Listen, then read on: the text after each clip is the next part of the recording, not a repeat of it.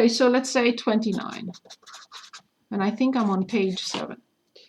Okay, dt over dt, just to confuse us as much as possible. And they say t equals 50 when t equals 1. This is what it's called, the initial condition.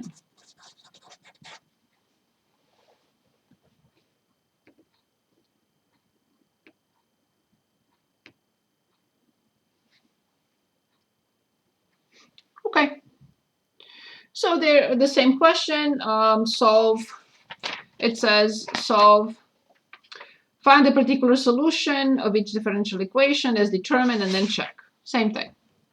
But in this case, they're asking us to find the particular solution, one function. This, infinitely many, because c can be anything from negative infinity to positive infinity. So this is not a specific function. This is a family of functions. But here they're saying just find that function with a given initial condition. Okay, how do we start? What will be the first step? What do you think?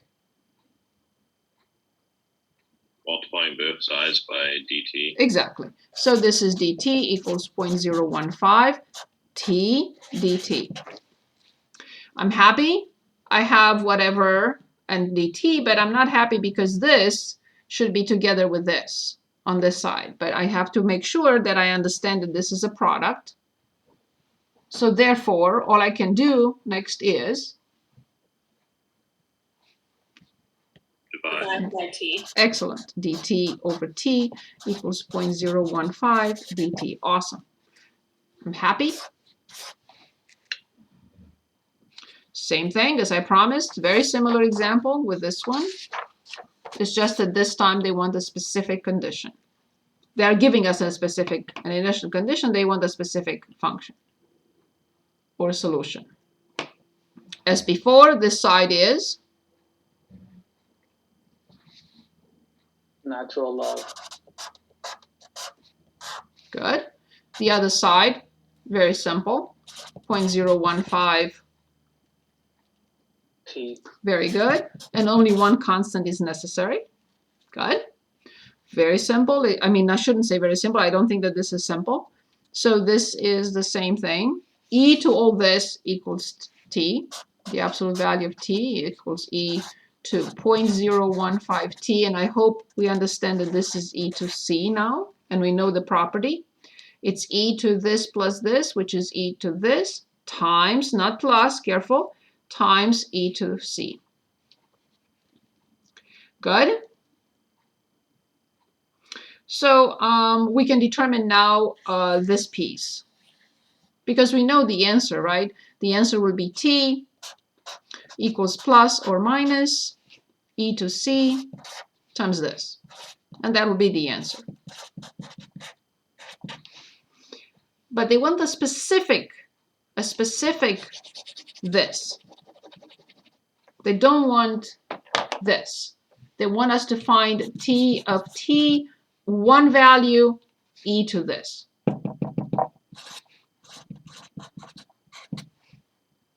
So we have to determine. We plug in our conditions. Exactly. When t is 1, uppercase T is 50, and we will be able to determine this. Okay? So I'm going to call this constant C. I don't care what it is. I will be able to determine it. When I plug in 50 here and plug in 1 here, I will solve for this value, dividing 50 by this number with 1 in it. Okay? Good.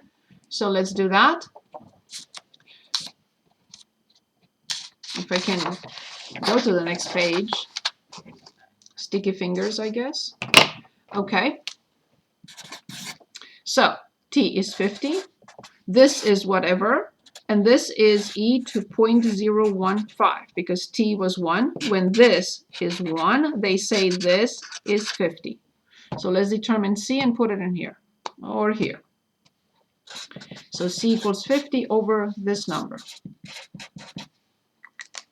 So I'll share my screen, and I have 50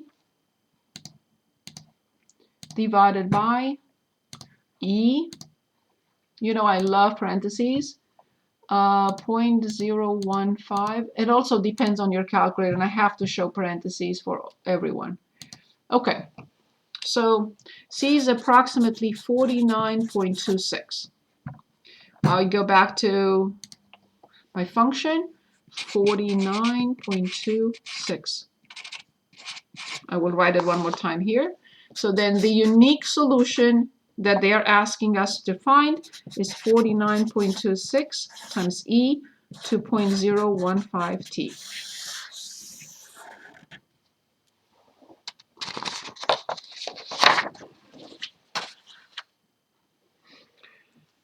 Okay, now let's go to a little more sophisticated separable differential equations. And we can choose more, of course, here, 35. So dy over dx equals x over 2y. And you can say x and y all over the place. Okay, I agree. What do you think we should do to separate the variables? Let's separate the variables. We can do it in as many steps as we need. We don't have to do it in one step.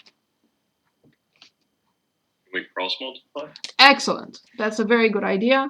We can cross multiply. I'd like to keep the numbers here if I can. So I will leave the 2 alone. So I will multiply dx and x, but leave the 2 here, and y dy. So y dy equals x over 2 dx. Does it matter? No, it does not. So y dy, x dx, and 2 was fixed. Perfect. Ready. Don't look on the right-hand side yet.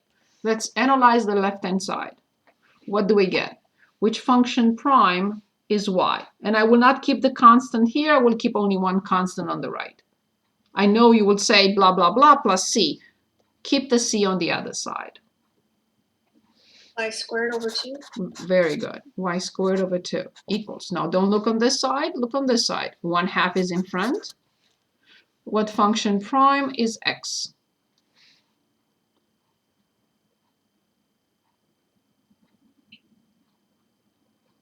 X squared over x. Over 2, okay, plus a constant c. Excellent. So I have y squared over 2 equals 1/4 x squared plus c. I'm solving for y. Of course, very clear. It's very clear here. I should have said that from the beginning. This tells me that I have to find y, function of x. So we're solving for y. Of course, first I will multiply both sides by 2 to eliminate the fraction here. And then what will I do next? So I have y squared equals 2 over 4, which is 1/2 x squared, plus 2 times c, which is c. You can write it as c1 if you feel better. It doesn't matter. 2 times c is still a constant. But now I'm asked to solve for y. How do I solve for y? Take the square root of both sides. Exactly. When we take the square root from both sides, because this is a quadratic equation, how many solutions we get? 2. Very good. Please do not forget plus or minus. Of course, the square root of 1/2 x squared plus a constant c. You can name the constant the way you like. It doesn't matter. C1, C2, C1500. It doesn't matter. It's still a constant. And that was the next step of separable equations. We're not going to go beyond this level, so let's choose another. Any questions on this one before we choose the next problem?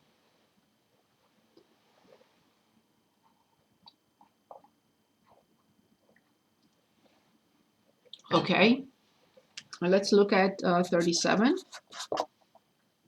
We have dy over x, dx, of course, equals 7 over y squared. Of course, we are asked to find a function called y, function of x. And now let's analyze and see what we want to do here.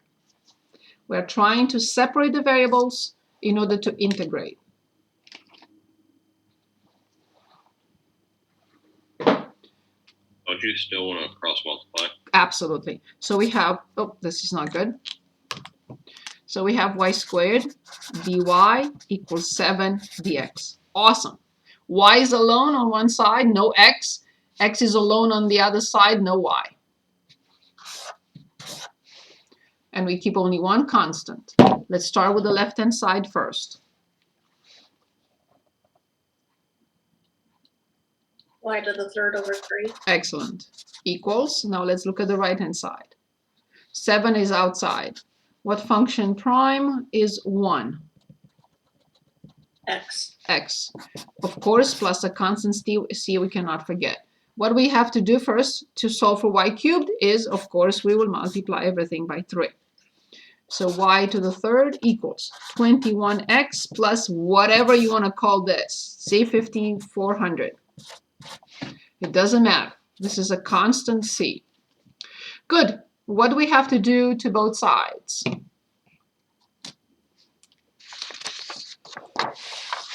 To solve for y. Take the cube. Yes. So y equals, and there is no plus or minus for the cube root. So we have 21x plus a constant c. Infinitely many functions that satisfy the differential equation. Okay, before we look at a word problem, I'd like to look at one more. Okay, of course, they're trying to confuse us with 39. Here's what they say. Y prime equals 3x plus xy. And they want us to solve knowing that when y is 5, x is 0. This is an initial condition, which means they no longer want a family of functions that satisfy the differential equation. No. They want a particular example, a particular function that satisfies this condition and also the differential equation. Okay. Why is this confusing? Is there another way of writing this?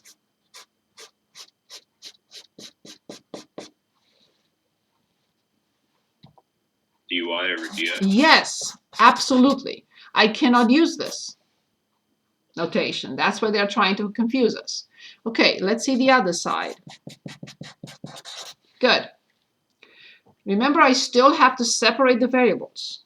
Is there something we can do before we cross multiply?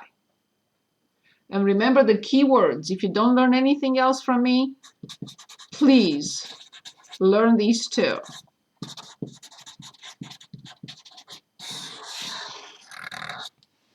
Professor, why wouldn't you just multiply dx to both sides? Not yet. Not yet. Yes, we can. Yes. Yes. Yes. I want you to see this first. Good. What is left in parentheses? 3 plus y. Right, or y plus 3. Good, in the correct order. Now, yes, I will multiply both sides by dx. So I have dy equals x, y plus 3 dx. I'm happy, but not quite. I'm happy for this. I'm happy for this, but I'm not happy for this. Why am I not happy for that? It's not its place over there. What should I do next? We have to find the derivative of y. So what should I do with this? What do you divide that out? Both Very sides? good. I want you to see that we have to divide by this. It's not its place here. We cannot integrate. We cannot integrate with x and y and dx. That's not possible. So first we have to divide.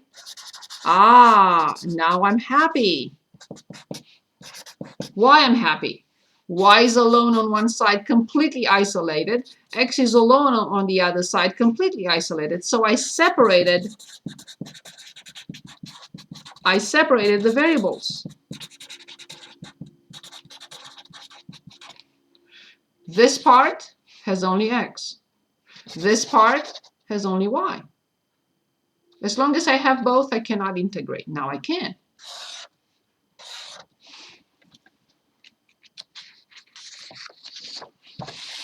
So we're not going to go beyond this level of difficulty. This is it. This is the top one. Okay, so let's leave the left-hand side alone for a moment. Let's start with the easy part.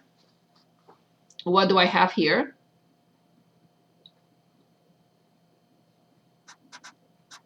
X squared divided by 2. Excellent, of course, plus a constant c because we decided to have the constant on this side. Now let's think about this side. You could say, well, I want to use a substitution, and I'll say let u be y plus 3. Du is dy, no problem. So then this side becomes du over u. What is this? Du over u. Which function prime is 1 over u?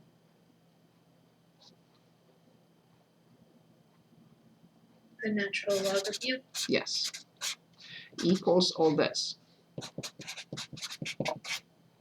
And now I have to go back to the substitution. I have to have here y plus 3.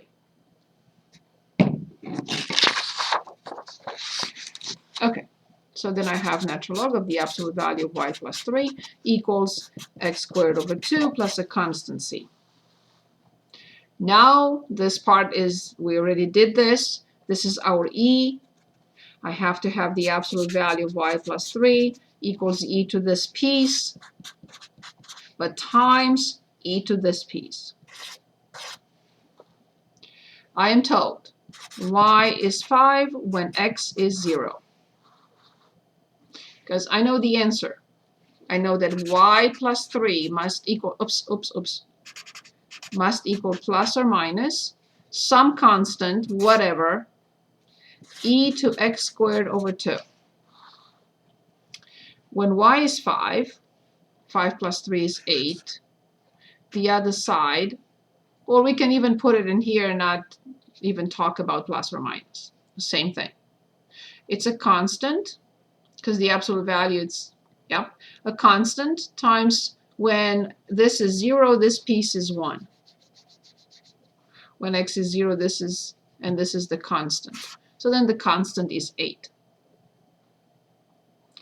So we then we go back and we write that y equals, now let me explain why I don't have to think of plus or minus. Here's why. When x is 0, this is 1. When y is 5, 5 plus 3 is 8, and this is positive 8. So it cannot be plus or minus. So that's why I will write y equals negative 3 plus 8 e to x squared over 2. And of course, this is, to be exact, y of x. So we found y as a function of x as being, and how, again, how do I know which sign to choose? Is from the point. The point tells me that I cannot choose negative, because y plus 3 has to equal 8, not a negative 8. So that's why we know that plus or minus will not work. Or you put it in from here. So this side is positive, this side has to be positive. So if this is 5, the absolute value of 8 is 8, and this is 0, e to 0 is 1, so this constant has to be positive 8. That's why I know not to write plus or minus. So it's negative 3 plus 8 e to x squared over 2. This is the unique solution of the differential equation. Y prime equals 3x plus xy, knowing that when x is 0, y is 5. And this is a unique solution. Any questions on this problem? Any questions? Any questions?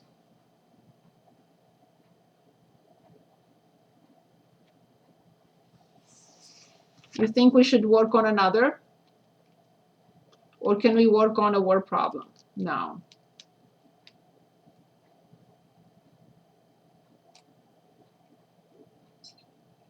Can we do one more? Yes.